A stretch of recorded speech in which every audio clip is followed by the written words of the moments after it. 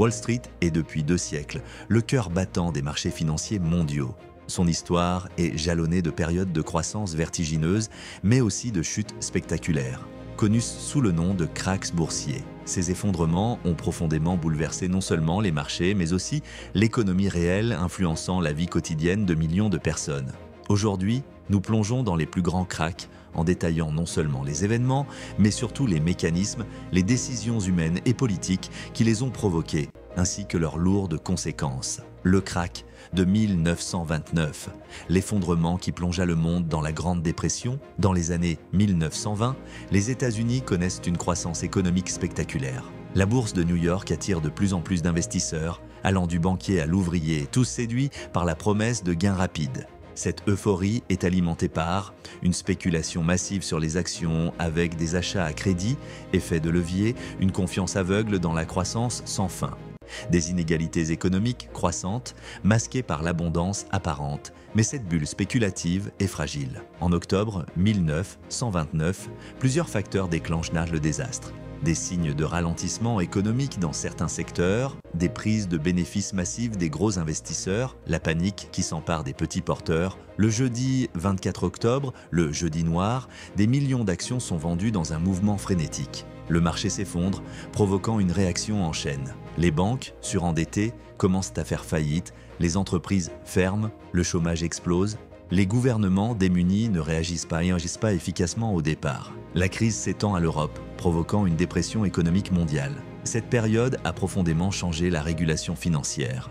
Création des règles sur les marchés, protection des investisseurs, et renforcement des contrôles bancaires. Le lundi noir de 1987, la chute fulgurante et inattendue, le 19 octobre 1987, la bourse de New York subit une chute historique, plus de 22% en une seule journée. Ce lundi noir est le fruit d'une série de facteurs imbriqués. L'essor des ventes automatisées par des algorithmes qui déclenchent des ordres de vente en chaîne. L'inquiétude des marchés face à la politique monétaire restrictive visant à freiner l'inflation. Une valorisation excessive de certains titres. La panique se diffuse en quelques heures dans les autres places financières mondiales. Les autorités interviennent rapidement pour injecter des liquidités et rassurer les marchés. L'impact sur l'économie réelle reste limité, mais cet événement provoque une prise de conscience mondiale. La nécessité d'introduire des mécanismes de coupe-circuit pour freiner les ventes massives. Le développement de la finance algorithmique nécessite une meilleure régulation. La bulle Internet de 2000, la déflagration des dot-com, les années 90 voient naître l'Internet exploser. Les startups tech se lancent en bourse avec des valorisations faramineuses, souvent sans bénéfice ni modèle économique clair. L'enthousiasme des investisseurs, mêlé à l'espoir d'une nouvelle économie, pousse les prix des actions à des sommets irréalistes.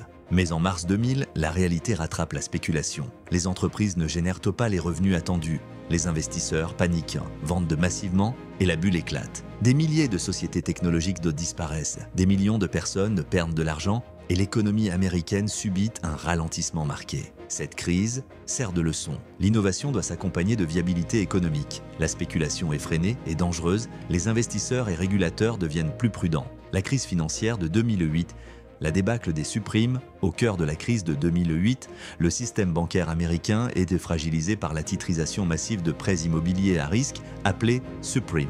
Ces crédits, accordés à des emprunteurs peu solvables, sont regroupés en titres financiers complexes et vendus à travers le monde. Quand les défauts de paiement augmentent, la valeur de ces titres s'effondre. Les banques, exposées à ces actifs toxiques, subissent d'énormes pertes. La faillite spectaculaire de Lehman Brothers en septembre 2008 déclenche un effet domino. La confiance s'effondre, les prêts cessent et l'économie mondiale plonge dans la récession. Les gouvernements interviennent massivement avec des plans de sauvetage, des garanties bancaires et une politique monétaire ultra accommodante. Cette crise a profondément transformé la régulation financière, renforçant la supervision bancaire, introduisant des normes plus strictes, mais aussi suscitant une défiance durable envers le système bancaire. Le krach Covid de mars 2020, la chute éclair et la reprise rapide. La pandémie de Covid-19 provoque en mars 2020 un krach éclair. Face à l'incertitude sanitaire et économique, les marchés boursiers mondiaux perdent près de 30% de leur valeur en quelques semaines. Cette crise est unique. Une crise sanitaire avant tout, Un arrêt brutal de l'activité économique mondiale, une peur diffuse et mondiale, la réaction des banques centrales et gouvernements est sans précédent, injection massive de liquidités, plan de relance économique, politique monétaire très accommodante. Cette réponse rapide permet une reprise accélérée des marchés, qui atteignent même des sommets historiques en moins d'un an. Les enseignements communs des crashs boursiers. Malgré leurs différences, ces crises montrent plusieurs constantes. La spéculation excessive précède souvent l'effondrement. La psychologie collective, avec la peur et la panique, amplifie la chute. Les mécanismes de régulation et de contrôle évoluent après chaque crise. L'intervention publique peut limiter les dégâts, mais ne peut pas les éviter totalement. Le système financier reste résilient, capable de se réinventer. Conclusion, l'histoire des cracks. Boursier est un récit d'euphorie, de panique, de chute et de renaissance. Elle nous rappelle que les marchés sont imprévisibles, que le risque est inhérent à tout investissement et que la connaissance est la meilleure arme pour naviguer dans ce monde complexe. Connaître ces épisodes, c'est mieux comprendre l'économie d'aujourd'hui et mieux préparer son avenir financier.